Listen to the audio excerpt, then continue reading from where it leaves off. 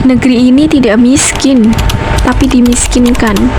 Ia bukan kekurangan, tapi dikurangkan. Oleh siapa? Oleh mereka yang seharusnya menjaga, namun malah merampas. Kekuasaan itu seperti sebuah pisau. Di tangan seorang koki, ia menghidupkan.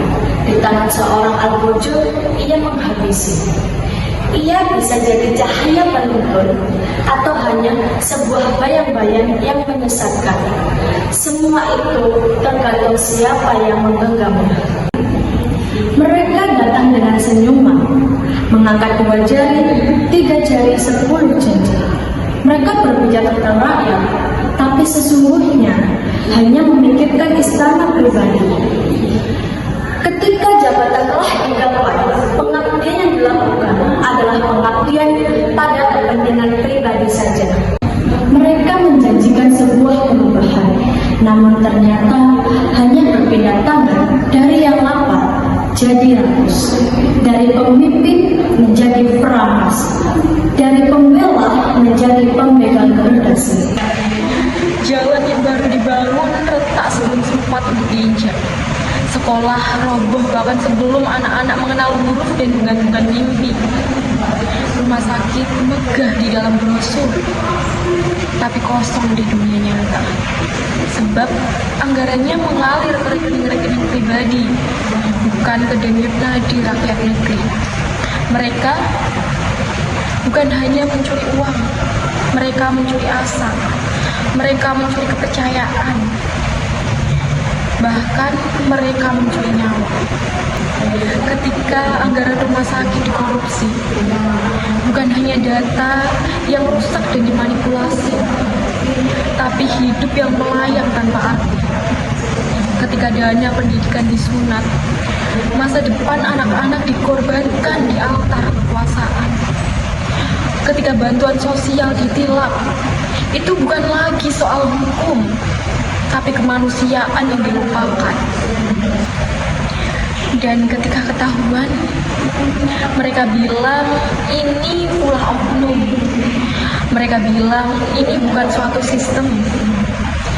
Tapi jika oknum muncul berkali-kali di tempat yang sama, bukankah itu justru definisi dari sistem itu sendiri? Korupsi tak lahir dari ruang kosong. Ia tumbuh subur dalam sistem yang lembek, dalam pengawasan yang mengantuk, dalam hukum yang bisa dinegosiasi di balik lobi dan lobby, dalam negara yang lupa bahwa keadilan bukan suatu hak istimewa, tapi hak dasar setiap manusia. Di negeri ini, hukum seperti pisau bermata dua, tajam ke bawah dan tumpul ke atas. Yang kecil seakan selalu tergilas, selalu tertindas. Yang besar seakan dilindungi. Seorang nenek yang mencuri bawang merah untuk mengganjal perutnya sesaat, dihakimi hingga berdarah-darah. Seorang pejabat yang mencuri miliaran rupiah dipanggil yang terhormat di ruang sidang. Ia tersenyum, kita menangis. Ia bebas, kita menanggung. Hingga tahun 2024 tercatat lebih dari 591 kasus korupsi dana desa. Total kerugian negara mencapai 598,13 miliar. 6 dari 10 pelaku adalah kepala desa, orang yang seharusnya paling dekat dengan rakyat. Dalam skandal Pertamina dan K3S 2018 sampai 2023, kerugian negara diduga mencapai 968,5 triliun. Nyaris 1 kuadriliun. Angka yang begitu fantastis. Angka yang cukup untuk membangun ribuan rumah sakit, ratusan ribu sekolah, dan menyelamatkan jutaan jiwa. Dan pada tahun 2024, indeks integritas pendidikan nasional menurun dari yang awalnya 73,7 menjadi 69,5. Artinya korupsi tak hanya merusak struktur ekonomi, ia merasuki moral generasi.